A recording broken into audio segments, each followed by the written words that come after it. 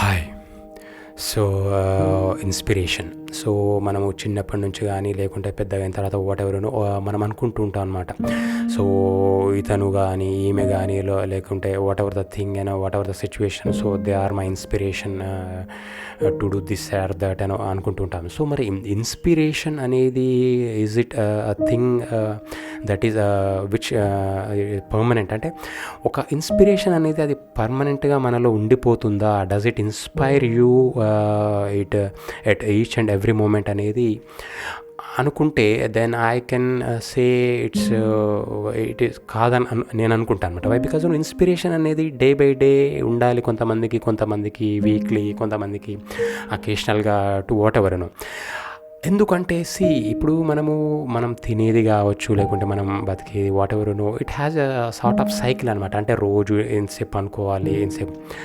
అట్లనే ఇన్స్పిరేషన్ అనేది కూడా ఎంతసేపు ఉంటుంది అనేది అది మనం తీసుకునే మన మైండ్ సెట్ బట్టి ఉంటుంది అనమాట. ఎందుకంటే ఇప్పుడు ఒక్కసారి మనం చూసింది దాన్ని లైఫ్ టైం దాన్ని ఇన్స్పైర్ చేసుకొని చేయాలంటే మళ్ళీ అలాంటివి మనకు ఎదురుపడినప్పుడు మళ్ళీ మనం రీకాల్ చేసుకుని అరే ఇది కదా అది కదా నా ఇన్స్పిరేషన్, మళ్ళీ ఇట్లా కదా అట్లా కదా అని రోజు ఏదో ఒక విధంగానో లేకపోతే అకేషనల్గా ఏదో ఒక విధంగా మనము ఇట్లా ఇన్స్పైర్ పొందుతూ ఉంటేనే దెన్ వీ కెన్ మూవ్ అనేది నేను అనుకుంటాను. ఎందుకంటే ఒకటేసారి ఇన్స్పిరేషన్ అనేది ఉన్నప్పుడు మరి మనిషి వీళ్ళందరూ మాట్లాడేది, లేకపోతే అతను రోజు అతనికి నచ్చిన వీడియోస్ చూడడము, లేకపోతే నచ్చిన పాటలు వినడము, లేకుంటే నచ్చిన దాన్ని ఒక ప్రకృతిని చూస్తూ ఇన్స్పైర్ పొందడం. ఎందుకు అంటే because inspiration is not long standing అని అనుకోవాలి. అందుకనే మనము ఇప్పుడు మామూలుగా ఎక్కడైనా పోయినప్పుడు మన భారత జాతీయ గీతాన్ని అక్కడ పాడి స్టార్ట్ చేయడం. ఎందుకంటే బికాజ్ ఒక యూనిటీ అనేది మనకు అది ఒక రప్పించాలన్నమాట.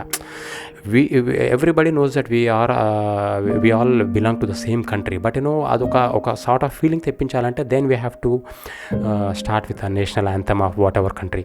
లేకుంటే ఇంకేదైనా వెళ్ళినప్పుడు సమ్ సార్ట్ ఆఫ్ నినాదాలు స్లోగన్స్ వాళ్ళు చెప్పడము, లేకపోతే గుడికి వెళ్ళినప్పుడు దేవుళ్ళను మొక్కడము, వాళ్ళ మంత్రాలు జపించడము, ఇవన్నీ ఏంటంటే ఇట్స్ ఆల్ ఒక సార్ట్ ఆఫ్ వార్మప్ అనమాట. ఇన్స్పిరేషన్ అంటే ఎందుకంటే మన మైండ్ని మళ్ళీ మనం వార్మప్ చేసుకొని ఆ సార్ట్ ఆఫ్ ఇన్స్పిరేషన్లో మనం వస్తేనే then we can move further. కాబట్టి ఒకసారి ఇన్స్పైర్ అయ్యి అది లైఫ్ టైం ఉంటుందా అంటే ఉండదు. నాకు అప్పుడప్పుడు అనిపిస్తుంది అనమాట, ఇవన్నీ తెలిసిన విషయాలే కదా, అయినా కూడా మనుషులు ఎందుకు చెప్తుంటారు, వినేటోడు కూడా ఎందుకు వింటాడు అంత తీక్షణంగా, అంటే అతనికి తెలియదా ఈ విషయాలన్నీ అంటే. తర్వాత నేను అనుకున్నా, ఇన్స్పైర్ చేసేవాళ్ళు చేస్తూనే ఉంటారు, వినేవాళ్ళు వింటూనే ఉంటారు. It's all process. సో అట్లాంటప్పుడు చెప్పేవాళ్ళకు లైక్ ఇట్స్ వాళ్ళకి తప్పు ఎందుకు తెలిసింది ఎందుకు చెప్తున్నారు అంటే బికాజ్ పీపుల్ రిక్వైర్ దాట్. ఇప్పుడు ఇదే ఒక వ్యక్తి చెప్తే ఒకలా ఉంటుంది, ఇంకో వ్యక్తి చెప్తే ఇంకోలా ఉంటుంది. ఎందుకంటే people they tend to listen the same speech or same sort of things from different sorts of people అనమాట. అంటే 10 రకాల మంది 10 రకాలు చెప్పి సేమ్ విషయం చెప్పినప్పటికీ ఓహో అంటే 10 రకాల మందికి కూడా ఈ సేమ్ సార్ట్ ఆఫ్ ఒపీనియన్ ఉంది. So definitely it is a inspiring thing అని తెలుసుకుంటారు అనమాట. సో దానికోసము వాళ్ళు నమ్మిన సిద్ధాంతం నిజమని తెలుసుకోవడానికి 10 మంది నోట్ల నుంచి ఏమొస్తుంది అనేది వాళ్ళు వినాలని అనుకుంటారు. అట్లాంటప్పుడు ఇన్స్పిరేషన్ గురించి చెప్పేవాళ్ళు కానీ ఇవన్నీ కూడా it's definitely never ending process. It's all పోదు. అందుకని ఇప్పుడు చెప్పేవాళ్ళకు తప్పనలేము. అందుకంటే ఇప్పుడు నేను చెప్తున్నాను. బట్ ఓన్లీ థింగ్ ఈజ్ మనం చెప్పేది మనం కొంతలో కొంత మనం పాటిస్తే మనకు సాటిస్ఫాక్షన్ ఉంటుంది.